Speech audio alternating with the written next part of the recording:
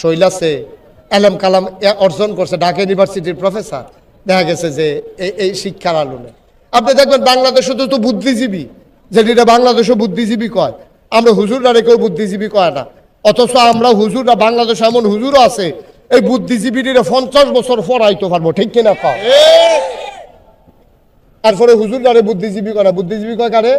ওই ফাঁকনা ফাঁকনা কথা কয়, কথা কইলে আলেম ওলামার বিরুদ্ধে কথা কয়, কথা বললেই মসজিদ মাদ্রাসার বিরুদ্ধে কথা কয়।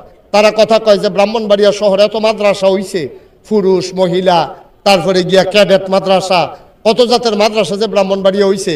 এবারে খালি মাদ্রাসা দেখে আর কর্তৃক কিন্টার গার্ডেন হইছে, এই ব্যাপারটা নজরও পড়ে না, ঠিক কিনা কয়? এখনো যে বাংলাদেশে এত মাদ্রাসা, এরপরেও কিন্টার গার্ডেনের চাইতে বেশি না কম? আমার কথা বেশি না কম? কিন্টার গার্ডেনের চাইতে কম, প্রাইমারি স্কুলের চাইতে কম, হাই স্কুলের চাইতে কম, কলেজের চাইতে কম।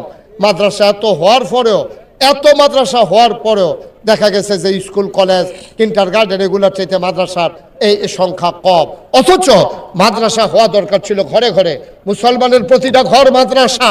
এই মাদ্রাসা তাই হলো প্রাইমারি ইনস্টিটিউশন, কারণ মুসলমানের ফুতায় প্রথমে শিখবো আউযু বিল্লাহি মিনাশ শাইতানির রাজিম বিসমিল্লাহির রহমানির রহিম।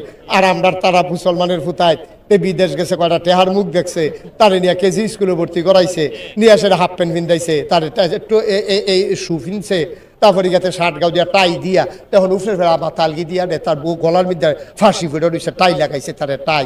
হগিন্দির ফুতার নাম মিয়া খা, ভাত খাইছি ভাত খাইছ তা, তুই বেটা তোর ফুতেরে নিয়ে টাই লাগাইছ গলার ভিতরে, তুই তোর ফলারে তাড়াতাড়ি কেজি স্কুল তাই না, তাড়াতাড়ি না মাদ্রাসাত ভর্তি করাও, ঠিক কিনা? আগে কি এবিসিডি শিখবো না আউযুবিল্লাহ বিসমিল্লাহ শিখবো? আউযুবিল্লাহ বিসমিল্লাহ শিখবো কেমনে? এ ভিডিও পারে না, তারে দিছ না মাদ্রাসাত, তো আউযুবিল্লাহ বিসমিল্লাহ করতে শিখতো।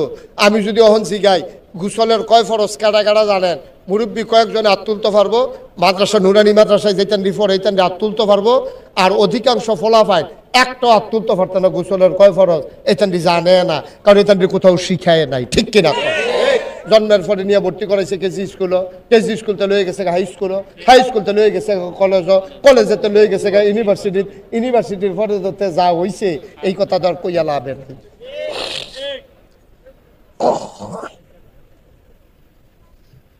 তো কেমনে মুসলমান হই? তখন তার মায় তো হেবিডি না হইলে কিছু কিছু ফাল লই, তো ফারবো কেমনে?